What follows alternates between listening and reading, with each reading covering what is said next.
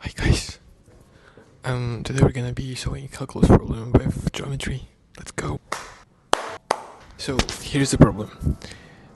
Basically, we need to find the maximum of the following expression, and today we're gonna be solving this without any derivatives or like integrals or anything like that. Yeah, we'll be using geometry. Exciting, right? So first, we need to do some observations, as always. First and pretty smart idea is to consider the restrictions on x and y. If we look at the initial expression, we see that we have square root of 1 minus x squared and square root of 1 minus y squared, which basically implies that x and y are in between -1 and 1, both of them.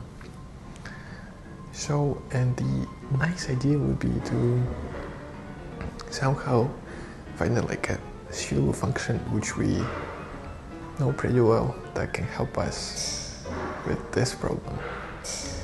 And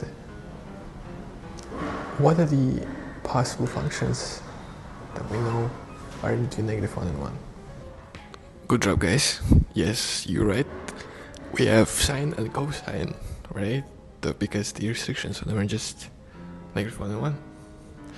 Smart. Great idea. But if you look at the geometry of it, what shape first comes to our minds? Amazing idea, guys. Yes. Right triangle, exactly. So it's a really good intuition if any one of you thought that we can say that x is one of the sides of right triangle, one is hypotenuse, and the square root of 1 minus x squared is the third side of the right triangle. But again, how can we go from this to this, right? Because we have y in here, right? And there's like a multiplication of two sides, and just there's some.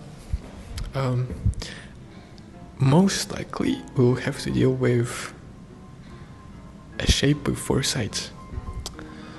Okay. What if I drew a shape with four sides, or like two right triangles stacked on each other, basically, where they have the common hypotenuse?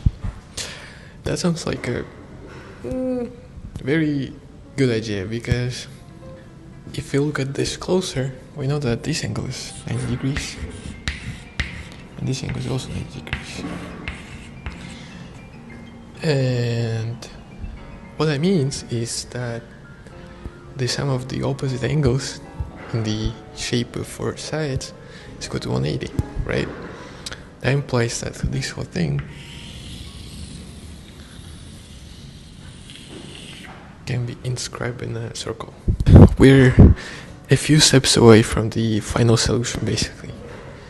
So again, as we noticed, that the initial expression looks like we should multiply the opposite sides of the shape.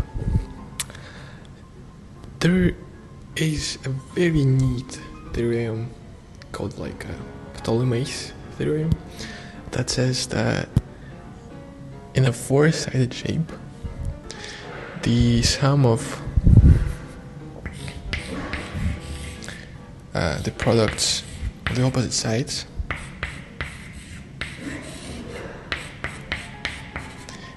is equal to the product of the diagonals.